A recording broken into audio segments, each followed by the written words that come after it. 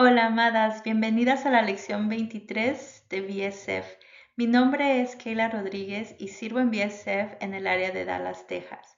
Le quiero dar gracias a Dios por esta oportunidad de compartir con ustedes esta enseñanza y al equipo por haberme extendido esta invitación. Y bueno, empezamos este mini estudio de 5 lecciones sobre el libro de Nehemías, Construir con Perseverancia. Le queremos dar la bienvenida a todas las personas que nos están acompañando por primera vez y esperamos que este estudio les sea de bendición. ¿Alguna vez han recibido noticias desalentadoras de algo que pudiera tener un impacto en su familia, en su comunidad o incluso en toda la nación? La primera vez que yo experimenté algo así a gran escala fue en 1985. Yo nací en una ciudad muy hermosa, Cuernavaca, que está aproximadamente 85 kilómetros al sur de la Ciudad de México. Es como 52 millas. Ese año nos fuimos a vivir a la parte norte de México el mes de junio. Y el 19 de septiembre pasó algo terrible. Hubo un terremoto que afectó como nunca antes a la Ciudad de México. En ese día cayeron más de 400 edificios totalmente y hubo mucha destrucción. Lo más apremiante era tratar de rescatar a las personas que habían quedado atrapadas entre los escombros. Nada se había visto como lo que estaba pasando. Y todas las personas estaban muy consternadas, sobre todo para aquellas personas que habíamos caminado por esas ciudades y habíamos admirado la belleza. ¿Qué hacemos cuando recibimos noticias de tal magnitud? ¿A quién le pedimos ayuda? ¿Cómo tratamos de encontrar alguna lógica a lo que está pasando? Bueno, tal pareciese que así es la historia humana. Hay mucho dolor, hay muchas destrucciones y a veces todo esto nos impacta a nosotros. Bueno, en esta lección vamos a ver cómo Dios empezó a actuar en la vida de Nehemías para traer restauración a su pueblo. Oremos. Padre Santo, te damos gracias, Señor, porque tú eres soberano y tú, Señor, tienes un plan de restauración para toda la humanidad.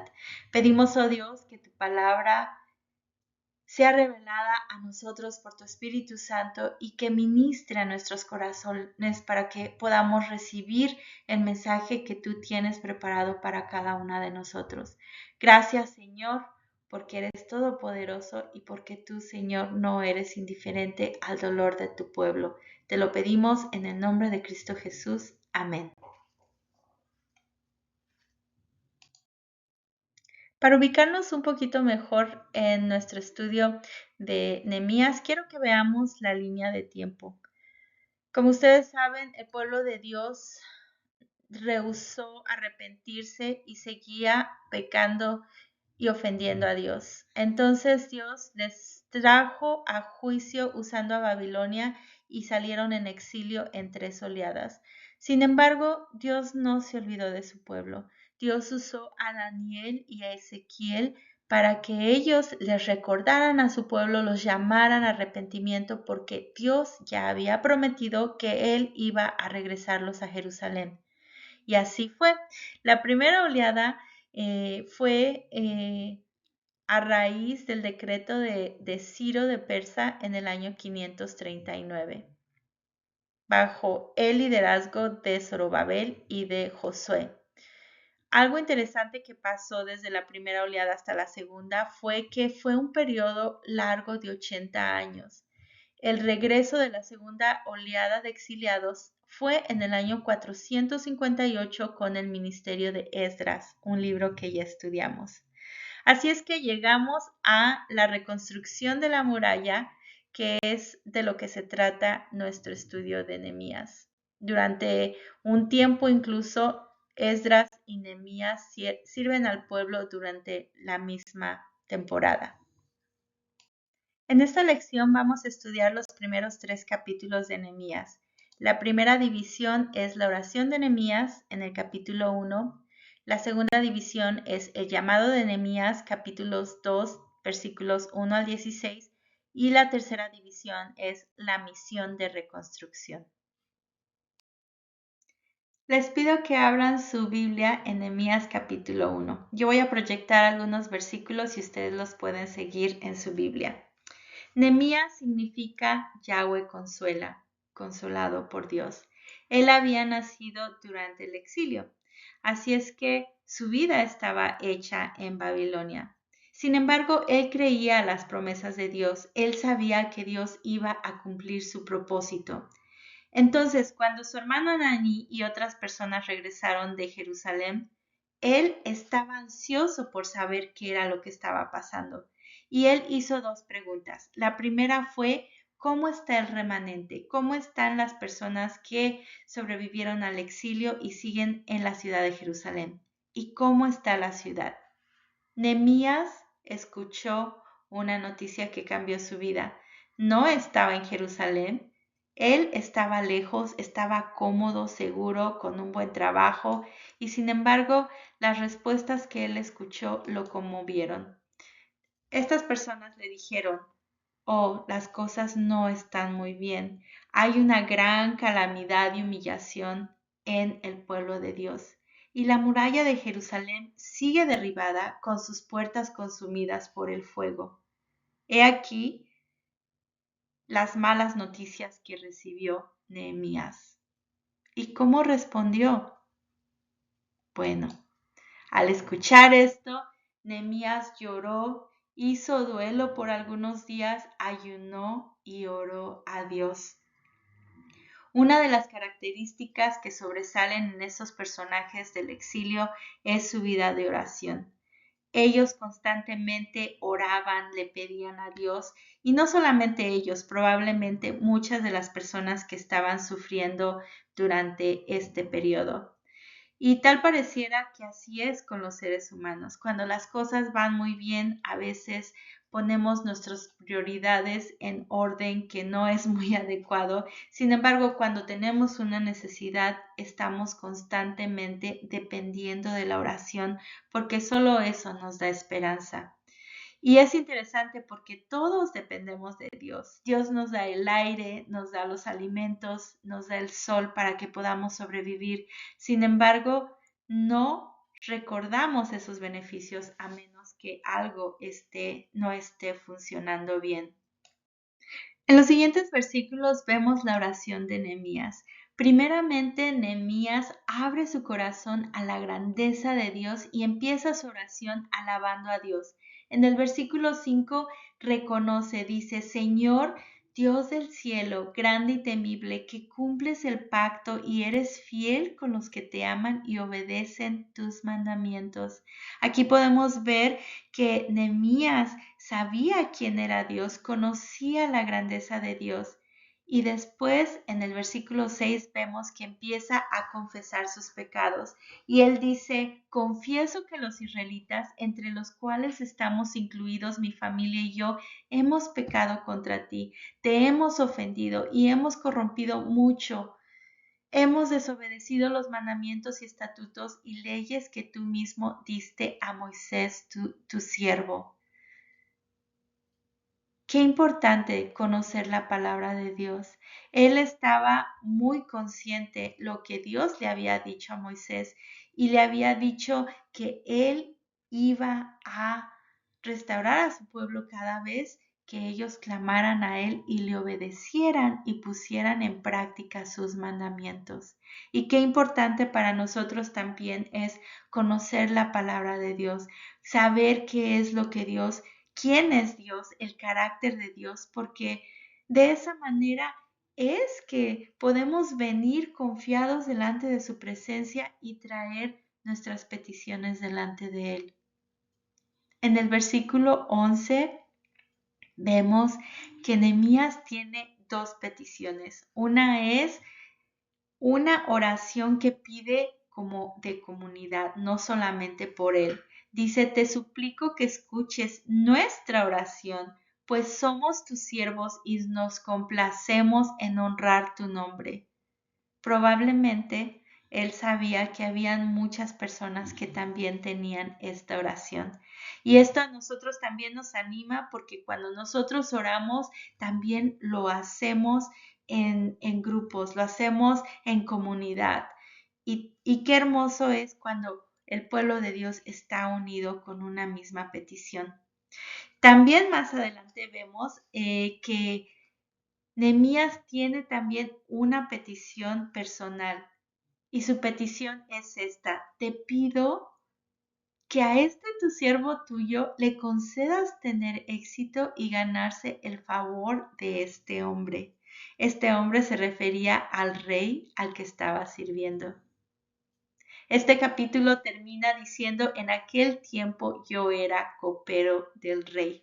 En aquel tiempo Dios lo había asignado a ser copero del rey en ese tiempo preciso. Es algo que vimos también con los otros personajes que sirvieron a Dios estando en su posición, sirviendo al rey donde Dios lo había puesto. El principio de esta sección es: Dios alinea nuestros deseos a su voluntad a través de la oración. La oración es hablar con Dios. Hablamos con alguien que conocemos. Y cuando venimos delante de la presencia de Dios, generalmente es porque tenemos alguna necesidad. Y cuando nos empezamos a enfocar en Él, en su grandeza, empezamos a mencionar las promesas que Él tiene para nosotros. Poco a poco nuestras peticiones también se van alineando a su voluntad, porque empezamos a ver que Dios es bueno, que Él se interesa de las necesidades de todos los que le aman, y también Él tiene promesas para bendición. ¿Cuándo fue la última vez que sentiste una carga que te hizo llorar y suplicar a Dios que interviniera? ¿Cómo está Dios alineando tus oraciones a su voluntad? En una ocasión Jesucristo estaba orando y uno de sus discípulos le preguntó: Señor, enséñanos a orar. Entonces Jesús les enseñó una oración modelo que la podemos encontrar en Lucas 11. Padre nuestro que estás en los cielos, santificado sea tu nombre. Venga tu reino. Sea hecha tu voluntad como en el cielo, así también en la tierra. Estas son cosas que hemos estado estudiando en las lecciones antepasadas. Venga tu reino, sea hecha tu voluntad como en los cielos, así también en la tierra. En el capítulo 2 vemos el llamado de Nehemías. Habían pasado ya entre 4 o 5 meses desde que Nehemías había hecho la petición a Dios y había pedido que le diera gracia delante de Dios. Bueno, Dios contestó sus oraciones. En esta ocasión estaba delante del rey. ¿Se imaginan qué privilegio debería de haber sido para él estar sirviendo en la corte al rey más poderoso de ese tiempo?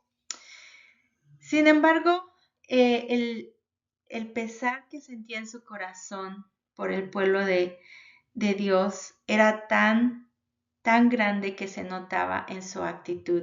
El rey inmediatamente reconoció eso y le preguntó: ¿por qué estás triste?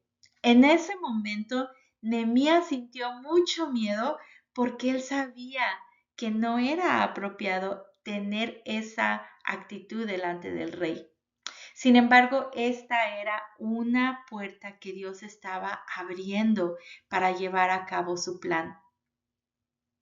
Cuando Nehemías le expresa la razón de su tristeza, el rey inmediatamente pregunta: ¿qué quieres que haga? Lo primero que se le vino a la mente a Nehemías fue orar, y dice: así que oré al Dios del cielo y respondí.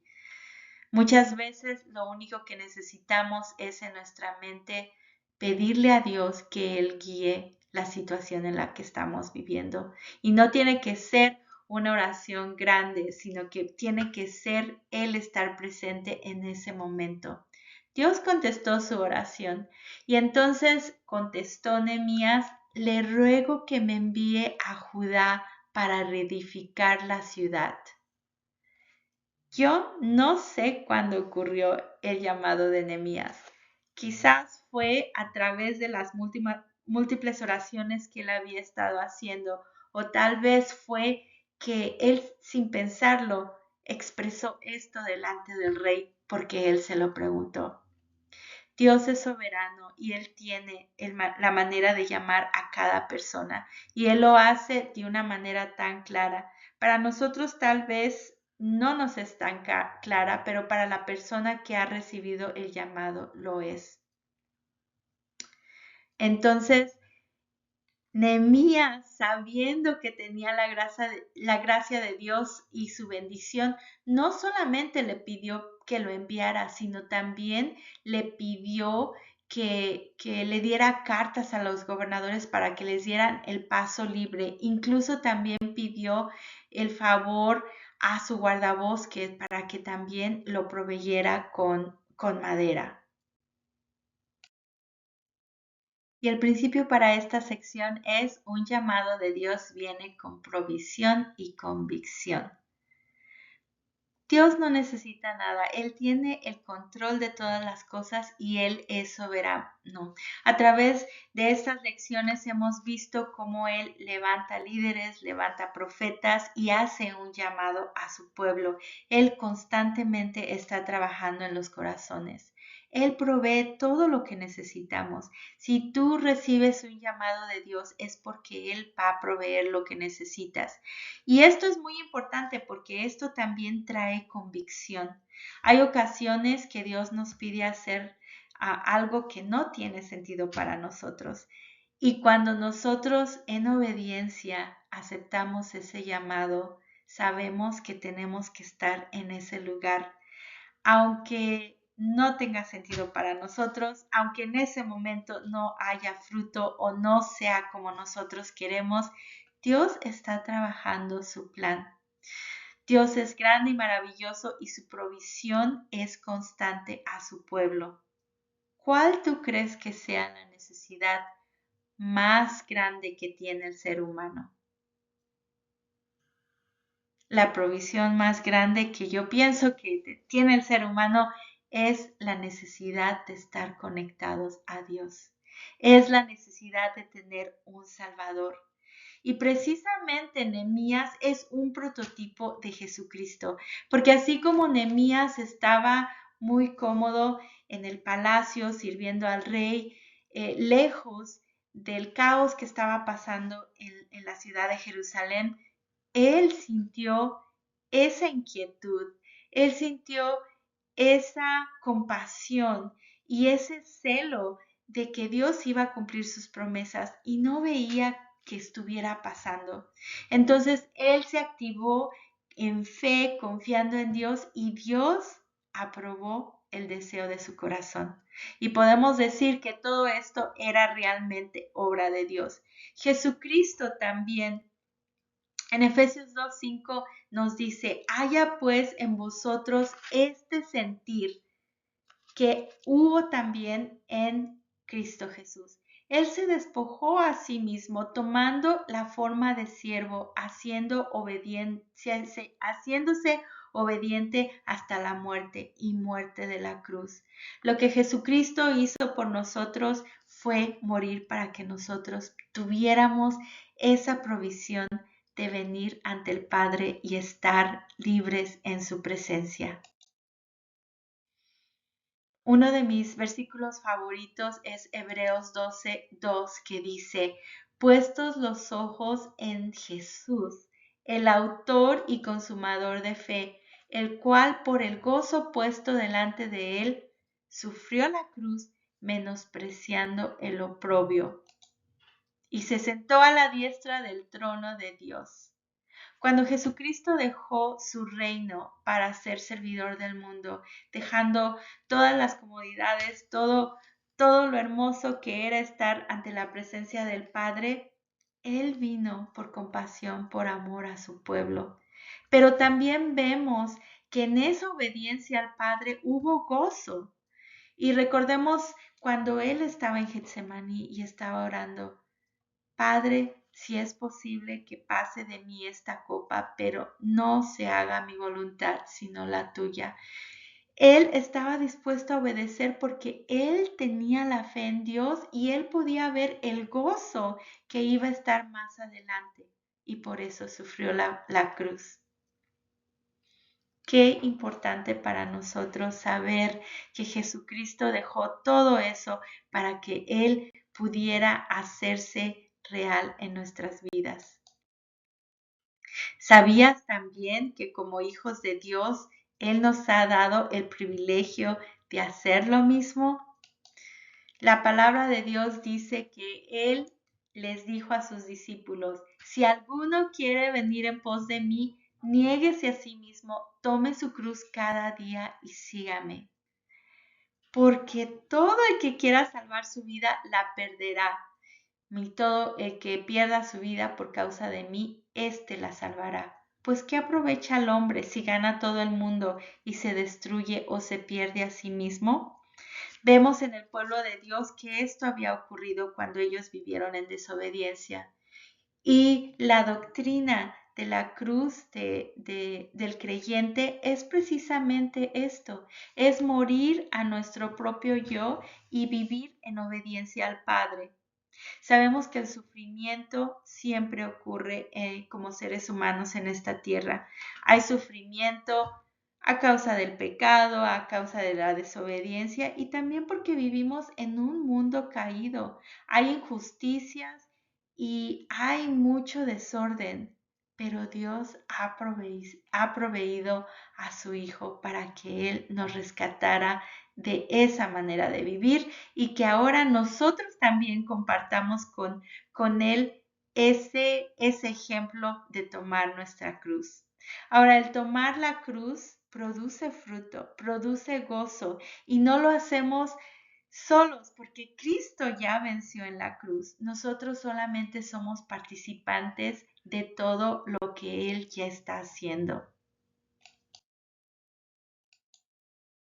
¿Cómo has visto la provisión de Dios en tu vida para cumplir su propósito en ti? ¿Qué oportunidades te está dando Dios para responder a su llamado? Como ya vimos, aún en las circunstancias que estaban en mías, que pudieran ser no óptimas, esa era la manera que Dios estaba contestando al llamado que tenía para él. El capítulo 2 termina con la invitación al pueblo de Dios. Nehemías se preparó, Nehemías hizo todos los preparativos para estar listos para empezar la edificación a Jerusalén. Él emprendió el viaje y con la sabiduría que le dio Dios, él planeó todo. Entonces llegó el tiempo que él invitó al resto del pueblo que estaba ahí y les dijo, vengan, reedifiquemos la muralla de Jerusalén y no seamos más una afrenta. Cuando ellos escucharon lo que Dios había estado haciendo y cómo Dios le dio gracia delante del rey para que proporcionaran lo que ellos necesitaron, entonces ellos con gran ánimo dijeron, levantemos, edifiquemos, y entonces se esforzaron. La obra de Dios requiere esfuerzo. Sin embargo, una vez más vemos oposición. Ahora vemos una oposición más cercana porque Tobías, el siervo amonita, y Gesem, el árabe, hicieron escarnio y los menospreciaron y les empezaron a decir, ¿qué es esto que hacen? ¿Cómo se rebelan contra el rey? Pero veamos cómo Nehemías responde, el Dios de los cielos, Él nos prosperará. Como vemos, el llamado de Dios es a todas las personas. A veces Él llama a líderes para llevar a cabo un plan, pero no solamente el llamado es para una persona, sino que es para el pueblo de Dios. Cada vez que Dios va a hacer cosas grandes, Él unifica a su pueblo para que todos estén en acuerdo. Y como les mencionaba anteriormente, es muy importante tener convicción, porque si no tenemos convicción, vamos a empezar a escuchar las voces que no vienen de Dios. En el capítulo 3 hay muchas descripciones ya de qué es, cómo empieza la reconstrucción del muro. Y les pido que lean sus notas para que puedan descubrir información sobre cada puerta que fue construida.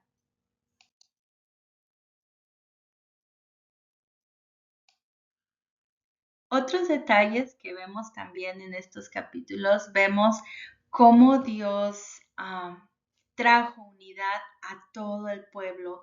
Todos ellos se unieron como un solo cuerpo para estar edificando la obra de Dios.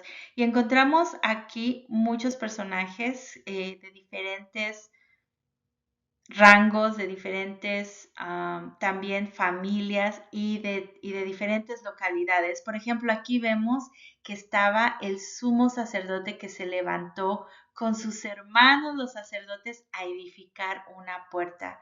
Vimos que había un hijo de un perfumero, un gobernador. También se dice que un gobernador con él y con sus hijas.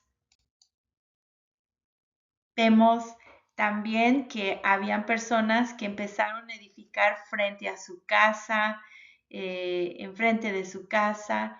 Y también hay un versículo muy bonito que noté aquí en el versículo 20 que dice, después de él Baruc, hijo de Sabai, con todo fervor restauró otro tramo.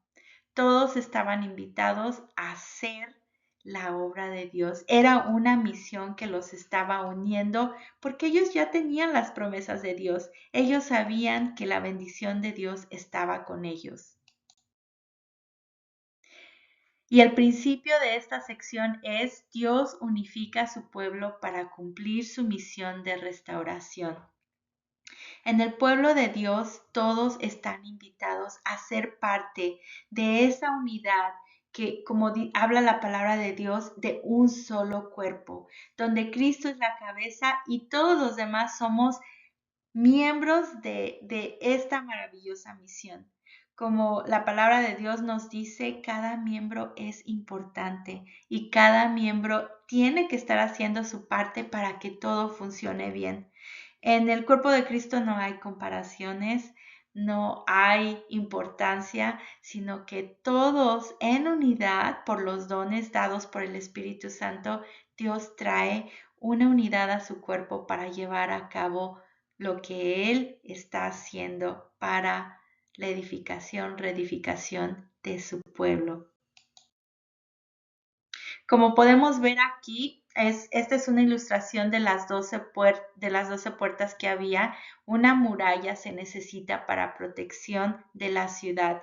Era un trabajo que se requería mucho esfuerzo. Los muros estaban caídos por más de 100 años. ¿Y se imaginan cuánto trabajo debió de haber llevado?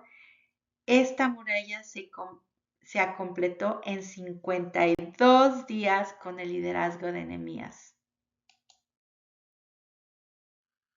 En la obra de Dios todos tenemos una parte y todos buscamos el agradar a Dios como lo había mencionado de Nehemías en su oración. ¿Qué te impide avanzar? ¿La comodidad, el temor, el pecado o el desánimo? ¿Qué parte del muro te está llamando Dios a construir? ¿Tu familia, tu matrimonio, tu comunidad, tu iglesia, tu carácter? Cuando miramos a Nehemías, vemos un pueblo que pasa de la ruina a la restauración, de la vergüenza a la esperanza, de la pasividad a la participación. Esta lección nos invita a ver más allá de las dificultades y confiar que Dios va a cumplir su propósito, y esto lo hace a través de la oración y a través de su provisión en unidad en su pueblo. Oremos. Padre Santo, gracias porque tú estás presente en la vida de cada persona que te ama, Señor. Pedimos, oh Dios, que tú alinees nuestras oraciones a tu corazón, que podamos venir confiados ante el trono de tu gracia sabiendo que tus planes son perfectos.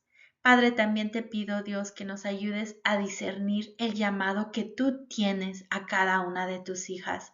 Señor, permite que te sirvamos en unidad para honra y gloria de tu nombre. Te lo pedimos en el nombre de Cristo Jesús, nuestro Salvador. Amén.